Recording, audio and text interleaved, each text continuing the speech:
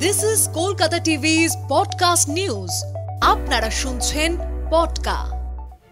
সম্ভাজি মহারাজের চরিত্রের জন্য কেমন প্রস্তুতি ছিল ভিকি কৌশলের? আমি শুভাঙ্গী, শুনুন বিস্তারিত।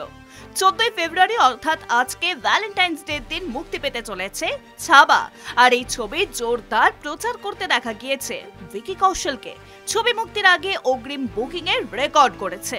পর্দায় ছত্রপতি সম্ভাজি মহারাজের চরিত্রে দেখা যাবে তাকে। আর সেই চরিত্রের জন্য কেমন প্রস্তুতি ছিল ভিকির? ভ্যালেন্টাইন্স ডেতে প্রেক্ষাগৃহে মুক্তি পাবে ভিকি কৌশল এবং রশ্মিকা মান্দানা অভিনীত ছাবা।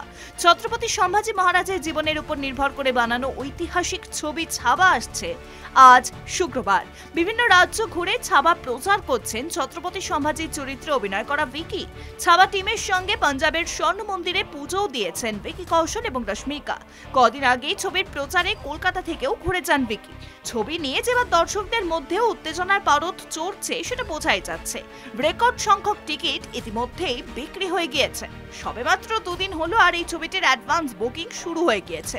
আর 48 ঘন্টার মধ্যেই প্রায় 2 লক্ষ টিকিট বিক্রি হয়েছে ছবিটির। ভারতে এখনো পর্যন্ত ছবিটি মুক্তি পাওয়ার আগেই 5.4 লক্ষ টাকা আয় করে ফেলেছে। সম্ভাজি মহারাজের চরিত্রের জন্য কঠোর পরিশ্রম করেছেন ভিকি।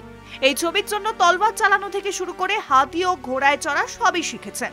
পাশাপাশি ছিল ওজন বাড়ানো, দাড়িগোঁফ রাখার চ্যালেঞ্জও। মাস 6 ধরে তিনি নিজেকে শারীরিকভাবে বদলে ফেলেছিলেন। আর এই অভিজ্ঞতা অবশ্য ভিকির প্রথম নয়।